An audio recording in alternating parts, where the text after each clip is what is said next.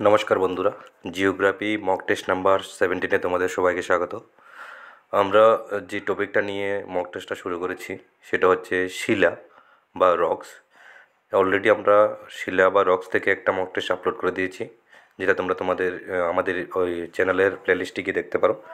আমাদের পরবর্তী যে মক টেস্টটা শিলা থেকে, সেটার 11 নম্বর প্রশ্ন থেকে আমরা শুরু করছি। প্রথম প্রশ্নটা হচ্ছে, কোন পাথরটি উঁচু তাপমাত্রায় এবং গভীর চাপের কারণে তৈরি হয়? শিলা, গ্রানাইট, মরমর নাকি বেসাল্ট? তো আজকে মক টেস্টের কারণে আমরা প্র্যাকটিসের আকারে এটা আলোচনা করব। 5 থেকে 6 মিনিট সময় লাগবে সবগুলো প্রশ্ন শেষ করতে। তো 11 নম্বর প্রশ্নের যে উত্তরটি সঠিক সেটি হচ্ছে মরমর। মরমর একটি রূপান্তরিত পাথর যা শিলার উচ্চ তাপমাত্রা এবং গভীর চাপের ফলে তৈরি হয়। পরবর্তী প্রশ্ন, কোন পাথরটি সাধারণত সমুদ্র সৈকতে দেখা যায়? গ্রানাইট, বালি পাথর, স্লেট নাকি চুনাপাথর? যে অপশানটি সঠিক হবে সেটি হচ্ছে বালি পাথর।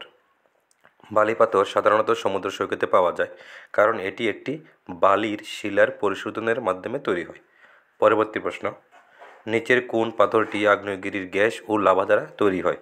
গ্রানাইট, পাম্প ফ্রেশ, স্লেট নাকি শিলা? যে অপশানটি সঠিক সেটি হচ্ছে পাম্প ফ্রেশ।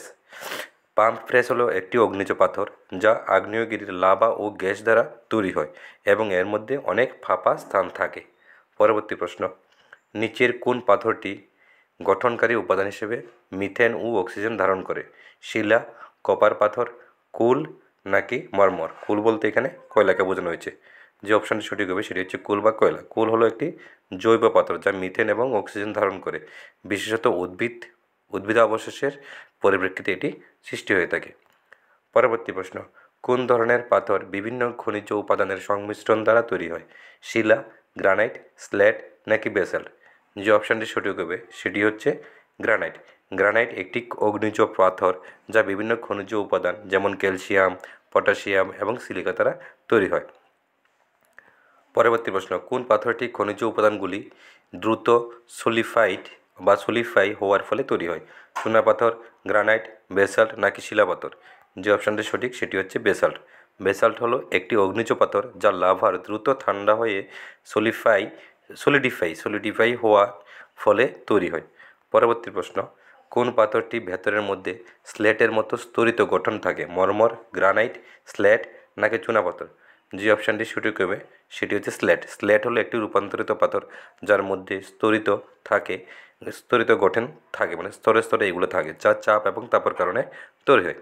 পরবর্তী প্রশ্ন, কোন পাথরটি ভেতরের মধ্যে স্লেটের মতো স্তরিত গঠন থাকে? এটা তো প্রশ্নটার আনসার। পরবর্তী প্রশ্ন, কোন পাথরটি প্রধানত শেলের কণা, ক্যালসিয়াম কার্বনেট এবং খনিজের সংমিশ্রণে গঠিত হয়? গ্রানাইট, স্লেট, চুনাপাথর, শিলা? যে অপশানটি সঠিক হবে সেটি হচ্ছে চুনাপাথর। চুনাপাথর শেলের কণা, ক্যালসিয়াম কার্বনেট এবং খনিজ উপাদানের সংমিশ্রণে তৈরি হয়। পরবর্তী প্রশ্ন,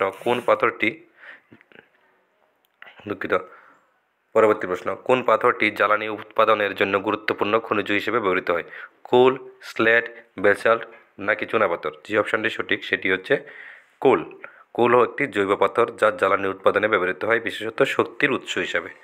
আমাদের এই মক টেস্টের সর্বশেষ প্রশ্ন সেটা হচ্ছে, সঞ্চালিত পাথরের কোন প্রকারটি ক্যালসিয়াম কার্বনেটের বেশি উপস্থিতি থাকে? শিলা, গ্রানাইট, চুনাপাথর নাকি বেসাল্ট? তো এই প্রশ্নটার আনসার দেওয়ার আগে তোমাদের বলে দিই, প্রত্যেকটা ভিডিওর যে ডেসক্রিপশান বক্স আছে, ডেসক্রিপশান বক্সে ওই মক টেস্টের রিলেটেড নোটসগুলো আমরা দিয়ে থাকি। সেই নোটসগুলো তোমরা পড়ে নিতে পারো। এছাড়াও কমেন্ট বক্সে ফার্স্ট কমেন্টে তোমরা একটা হোয়াটসঅ্যাপ চ্যানেলের লিঙ্ক পাবে। ওই লিঙ্কে ক্লিক করে আমাদের চ্যানেলটা জয়েন করে নাও, বাকি ইনফরমেশনগুলো সেখানে দেওয়া হবে। ধন্যবাদ সবাইকে। 20 নম্বর প্রশ্নের যে উত্তরটা সঠিক সেটা হচ্ছে চুনাপাথর। চুনাপাথর একটি সঞ্চালিত পাথর যা ক্যালসিয়াম কার্বনেটের উচ্চ পরিমাণ ধারণ করে। ধন্যবাদ সবাইকে, সবাই ভালো থাকবে। চ্যানেলটি অবশ্যই সাবস্ক্রাইব করে দেবে এবং ভিডিওটি লাইক শেয়ার করে দেবে। ঠিক আছে, ধন্যবাদ সবাইকে।